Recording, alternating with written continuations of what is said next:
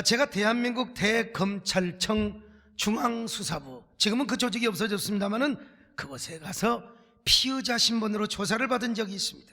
한 5년, 6년 됐을까요? 저축은행 사건으로 전국이 떠들썩할 때였습니다. 그 즈음에 중수부에서 저를 내사한다는 정보가 들려와요. 대수롭지 않게 생각했습니다. 아니, 죄 안 지면 뭐 많이 조사해봐라, 속으로 그런 생각을 했어요. 근데 아주 그 내사의 강도가 높아지기 시작하는데 그 이유가 뭔 줄 아세요? 어느 저축은행의 브로커가 저희 교회를 온 거예요. 그것도 우리 장로님의 전도를 받아서 등록을 했어요. 몇 주 지나서 특별헌금을 한다는 겁니다. 여러분, 제가 특별헌금 하는 거 되게 좋아하는 거 아시죠? 네. 저희 교회가 매년 6.25 참전용사 초청 행사를 하는데 1년에 100명 뭐 내외, 또 어떨 때는 120명도 막 초청했잖아요. 그러니까 행사비가 5억 6억, 어떨 때는 막 8억도 들었어요. 나중에야 그분이 브로커인 줄 알았지만 당시 명함에는 어느 대학의 이사장, 그리고 어느 외무부 장관의 아들이라고. 그런데 그분이 우리 교회에 와서 아버님이 장관을 하셔서 나라 사랑에 유별나셨는데 세대께 와서 보니까 목사님 참 존경합니다. 어쩌면 이렇게 나라와 민족을 위해서 좋은 일을 하십니까? 그리고 여러분, 특별헌금을 했어요. 내가 덥석 물었죠. 아니, 내가 받은 건 아니지만 내 방에 오라고 그래서 기도를 간절하게 해줬습니다. 그것도 모르고 웬 떡이냐고 얼마나 간절하게 기도를 해줬는지 모릅니다. 그 돈은 당연히 재정부에 들어갔고, 그리고 행사비에 잘 요긴하게 쓰여졌습니다. 근데 알고 봤더니 나중에 브로커이셨어. 명함에 적힌 이름도 가짜였고, 그리고 실제로 장관의 아들이 아니었고요, 어느 대학의 이사장도 아니었어요. 사실 제가 알아보려고 했으면, 아니 그 대학의 교수가 또 우리 집사님도 있었는데, 그 사건으로 이제 내사를 받았습니다. 그 운명의 날이 왔어요. 여러분, 제가 얼마나 떳떳했으면 혼자, 변호사 선임도 안 하고 혼자 들어갔습니까? 참 얼마나 담대했는지 몰라요. 대한민국의 법이 있고 정의가 있고 내가 아무렇게나 목회하지 않는데 뭐 별일 있겠나, 떳떳하고 담대하게 들어갔어요. 근데 여러분, 참 오후가 되고 저녁이 되니까 이 나도 말이요, 머리통이 탁 뚜껑이 열린 것처럼 보이는데 11시간이 넘는 고강도의 조사를 받았어요. 결과부터 이야기합니다. 여러분 다 아시잖아요. 나는 그때 그런 용어가 있는지도 몰랐어요. 입건유예라. 법을 아는 사람은 아시겠지만 저는 입건유예라는 말을 난생 처음으로 들어봤습니다. 입건유예란 말이 무슨 말이냐? 무혐의도 아니라 건도 안 되는 거예요. 지금까지 있었던 모든 것이 다 무효가 된단 말이에요. 그때 이제 마지막 그 마무리, 그 서류 마지막 그걸 뭐라고 합니까? 그걸 지출하는데 우리 교회 이 박영관 집사님이 수고를 해주셨습니다마는 참 제가 그때 사람 한 사람 잘못 만나가지고 얼마나 마음고생을 했는지 몰라요. 지금 생각해봐도 제가 이래봬도 대검찰청에 중수부 레이드를 통과했다는 것을 여러분에게 아마 지금 7번 자랑했을 거예요. 오늘 8번째 여러분에게 자랑을 합니다. 제가 가끔 집사람한테도, 아직도 제가 젊은 목사여서 핸드폰 검열을 제가 받습니다. 여러분, 이제 60 되면은 안 한대요. 약속을 지킬지 모르지만 검찰에서도 제 통화 내역에서부터 우리 교회 재정통장 장부까지 다 확인을 한 것입니다. 그렇게 해서 레이드를 통과하고 입건유예가 되었으니 여러분, 저를 우습게 보면 절대로 안 됩니다. 여러분, 그 사건을 통해서 제가 이래봬도 50대 인생까지 어떻게 살아왔는가를 제가 검증받은 거예요. 오죽하면 저를 조사했던 분들께서 나중에 저에게, 야 목사님 사생활 다 해보니까 목사님 정말 존경합니다.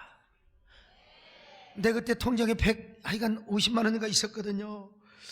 저는 그 사건을 통해서 정말로 큰 걸 깨달았습니다. 야, 사람은 조심하며 살아야 한다. 목회자일수록 지도자일수록 흠이 없어야 된다. 그리고 목회자도 법을 지키며 살아야 한다. 지금 생각하면 그 경험이, 그때는 마음 아프고 왜 내가 이런 조사를 당해야 되는가. 그런데 그 경험이 얼마나 소중한지를 몰라요. 그래서 정말 하나님께도 감사하고 그분들에게도 이게 감사를 하였습니다. 나중에 뭐 식사도 하고 또 전화 통화도 하면서 제가 이렇게 감사를 드렸어요.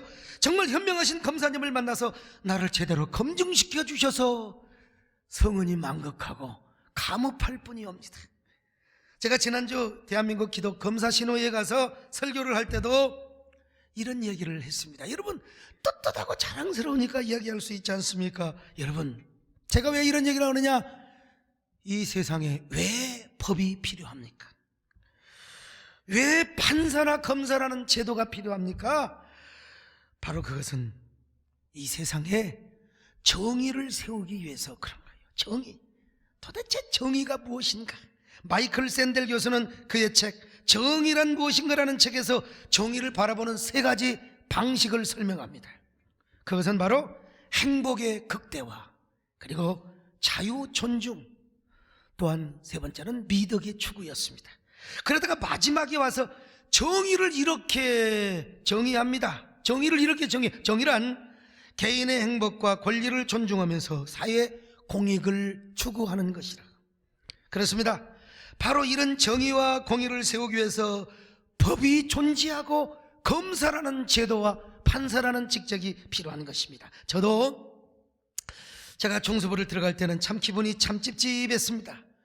아이고, 나 상 준다고 해도 다시는 안 가고 싶었어요. 근데 다시 생각해 보니까 어떻든 나도 대한민국 국민인데 당연히 법과 질서를 세우고 공익을 이루기 위해서 법 앞에서 조사를 받는 것이 국민의 의무라는 사실을 깨달았어요. 법 앞에는 모두가 평등합니다. 그러므로 우리는 모두는 어떻게든지 사회 정의를 세우고 공의를 세우는데 우리 그리스도인들이 앞장서야 될 줄로 믿습니다. 그리고 질서 있는 세상을 우리가 만드는데 앞장을 서야 합니다. 이 땅에 정의가 사라지고 공의가 죽어버리면 이 세상이 어떻게 되겠습니까? 약육강식, 그리고 무법천지가 되어버리고 말아요. 그런 의미에서 정의라고 하는 것이 얼마나 중요한지 몰라요. 자, 그런데 세상이 말하는 정의, 그런데 성경에서 말하는 정의는 좀 더 깊고 차원이 높고 그리고 넓습니다. 왜냐하면 성경이 말씀하는 정의는 무엇보다도 사랑이 전제됩니다. 사랑이 상대적으로 구체화되는 것을 성경이 말하는 정의라고 말씀하고 있어요. 그러므로 사랑이 없는 정의는 오히려 불법이 되고 그리고 추악한 부정이 될 수 있다는 사실을 성경이 말씀하고 있어요. 오늘 보면은 정의는 외치는데 사랑이 없습니다. 마음에는 온갖 증오와 적개심과 온갖 분노가 가득하면서 겉으로는 막 정의를 앞세웁니다. 세상을 개혁하자고, 이 세상을 한번 바꿔보자고 말이죠. 여러분, 하나님 보시기에 불법을 행하는 자들이라고 정죄를 받을 수 있어요. 교회를 개혁한다고 하는 사람들은 대부분요 정의를 앞세웁니다. 교회 싸우는 교회 보세요. 다 이쪽에도 정의, 저쪽에도 정의요. 근데 그 속에서는 온갖 그리스도의 사랑이 어디가 있어요? 미움과 분노와 악독과 증오와 적개심이 가득하다 이 말이죠. 교회가 그런데 세상은 얼마나 더하겠습니까? 마음에는 온갖 미움과 분노가 가득하면서 말로는 정의를 외친다. 이거 여러분 웃기는 짜장면이요. 하나님 보시기에 불법을 행하는 자라 이 말이요. 그런데 또 정의가 없는 사랑 역시 감상에 불과하다는 사실을 또 아셔야 돼요. 정의는 저버리고 무조건 배려하고 덮어주고 감싸주기만 한다. 여러분, 이거 잘못하면 큰일 나요. 감상적 사랑에 불과해요. 공공의 질서를 세우고 정의로운 공동체를 만들기 위해서 어쩔 수 없이 법에 의해서 질서를 세워야 되는 것입니다. 왜냐하면 정의 없는 사랑은 감상에 불과하고 허상에 불과하기 때문에 그런 겁니다. 허공 속에 베어리치는 정의에 불과하는 거예요. 그러므로 진정한 정의는 사랑과 함께합니다. 또 진정한 사랑 역시 정의와 함께한다는 사실이요. 그리고 사랑과 정의가 함께 행해질 때 거기에 진정한 평화가 옵니다. 그래서 시편 기자도 인애와 진리가 함께 만나고 정의와 평화가 서로 입맞추는 아름다운 사회, 이상적인 사회를 건설하자는 것이 아니겠습니까? 자, 시편 85편 10절입니다. 시작. 인애와 진리가 같이 만나고 의와 화평이 이런 아름다운 표현이 어디가 있습니까? 인애, 조건 없는 사랑이죠. 헤세드와 진리가 만나는 거예요. 성경의 은혜와 진리는 다릅니다. 그래서 진리가 만나, 그리고 의와 화평이 입맞추는 사회라 이 말이요. 여러분, 먼저 우리 교회가 이런 교회를 이룰 수 있기를 바랍니다. 이런 아름다운 공동체를 이루며 이런 사회를, 이런 나라를 우리가 먼저 이룰 수 있기를 주의 이름으로 축원합니다. 아멘. 여러분은 헤라클레스 효과라는 말을 아십니까? 그리스 신화에 나오는 헤라클레스가 하루는 길을 걷다가 흉물스럽게 생긴 주머니를 발로 차버렸어요. 그런데 주머니가 터지는 것이 아니라 더 커지는 거요. 그래서 열 받아가지고 화가 끝까지 머릿속에 그냥 머리까지 올라 나무 몽댕이로 갖다가 야구방맹이 같은 걸로 갖다가 이 주머니를 갖다 주워 팼어요.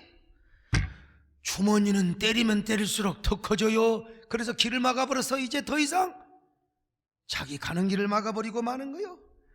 그때 헤라클레스 앞에 한 노인이 나타나서 이렇게 이야기합니다. 여보게나, 그것은 증오의 주머니라는 것일세. 더 이상 화내지 말고 그냥 가게나.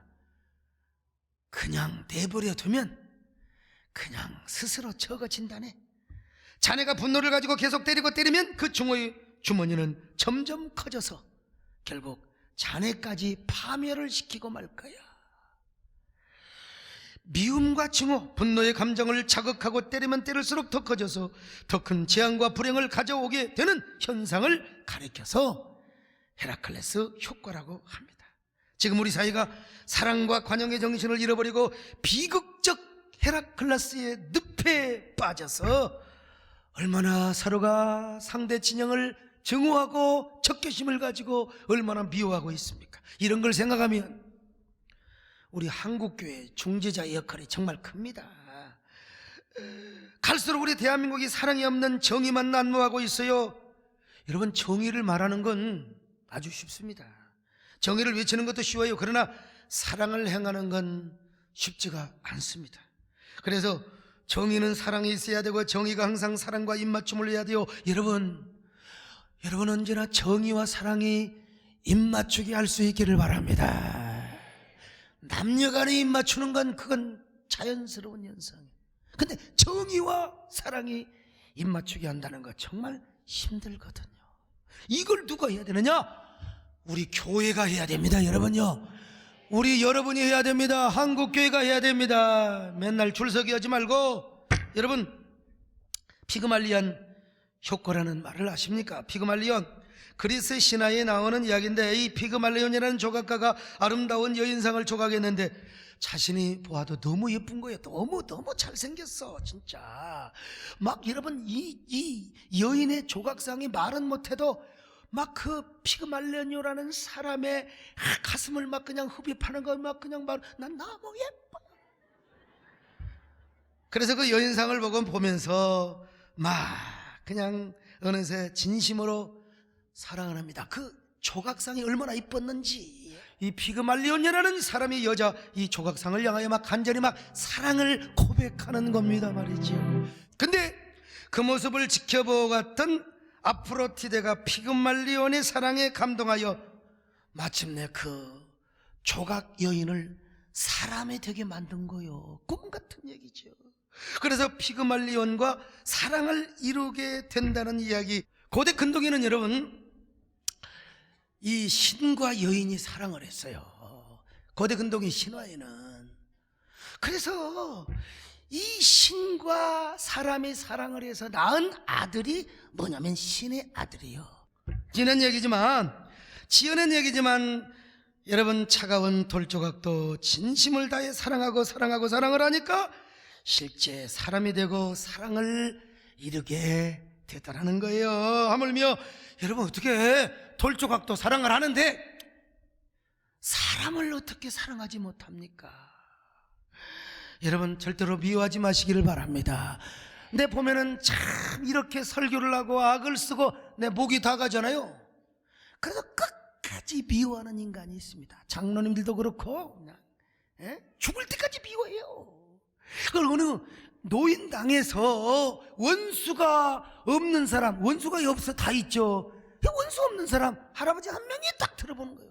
아니, 할아버지 어떻게 그렇게 마음이 크면 원수가 없습니까? 그러니까 할아버지가 아이고 있긴 있었는데 다 죽어버렸어.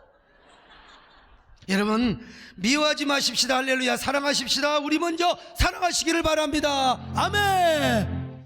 그러므로 우리는 이사야 선지자가 외쳤던 이사야 32장 17절 기가 막힌 말씀을 우리가 곱씹고 묵상을 해야 됩니다. 자, 이사야 32장 17절입니다. 시작. 공의의 열매는 화평이요 공의의 결과는 뭐예요? 자, 공의의 열매는 뭐냐? 정의의 열매는 화평이 돼야 돼. 정의를 앞세우면서 자기 욕망을 그냥 이루려고 싸우고 자시고, 이거 정의를 추하게 만드는 거라니까요. 그리고 정의의 결과는 영원한 평안과 안전이 되어야 된다는 것입니다. 사랑 없이 정의만 앞세우면 안 됩니다. 더구나 정의가 자신의 사익과 욕망의 노예가 되면 그 정의는 부정한 정의로 추락할 수밖에 없어요. 오늘 우리가 이걸 알아야 됩니다. 우리 교인들뿐만 아니라 국민들도 알아야 됩니다. 우리 국민들도 이제는 증오를 거치고 사랑으로 하나야 됩니다. 물론 어떻게 서로 싸웠던 사람들이, 그렇게 대립했던 사람들이 금방 사랑할 수가 있느냐? 여러분, 사랑하려고 노력하면 되는 거예요. 저희 집사람하고 싸우면 단 한 번도 집사람이 사과를 해본 적이 없습니다. 내가 가서 합니다. 내가 가서. 왜요? 예? 뭐 그래야죠, 목사니까. 왜냐하면 일단 주일이 돌아오면 내가 손에 우리 마누라가 딱 하고 있는데 내가 어떻게 설교를 합니까? 내가 살려고 사과를 하는 것이죠. 노력하면 되는 겁니다. 피그말리온 효과처럼 한 남자가 그 조각상을 간절히 원하니까 예? 태극기와 촛불이 서로 정의를 말하지만 분쟁을 낳고 중도를 낳고 증오를 낳고 대립을 낳으면 여러분, 정의는 이루어질 수가 없습니다. 정의의 열매는 화평이 되어야 되고 공의의 결과는 영원한 평안과 안전이 되어야 되거든요. 우리 모두 이런 안전한 대한민국, 평안한 대한민국을 만들어야 되지 않겠습니까? 교회, 싸우는 교회 가서 봐요. 이쪽에서도 정의를 말하고 저쪽에서도 정의를 말하고. 그런데 여러분, 그렇게 정의를 외치면서 서로 증오하고 혐오하는 건 웃기는 일입니다. 여러분, 정의를 추하게 만들고 부정하게 만드는 거라니까. 여러분, 진정한 정의는 사랑과 입맞추는 것입니다. 그리고 화평과 입맞춤을 하는 거요. 여러분, 언제나 사랑이 많은 사람은 정의와 입맞추시기를 바랍니다. 또 유달리 법정신이 강하고 원칙을 강조하는 사람, 우리 교로 말하면 아주 김용신 목사님 같은 분은 너무 딱딱해요. 김재일 장로님도 너무 딱딱해요. 법과 원칙을, 이런 사람 뭐하고? 사랑하고 뽀뽀를 해야 돼요. 사랑하고 입맞춰야 돼요. 여러분, 그럴 때 교회가 평화스럽습니다. 할렐루야. 저 보세요. 얼굴이 원만하지 않습니까, 여러분요?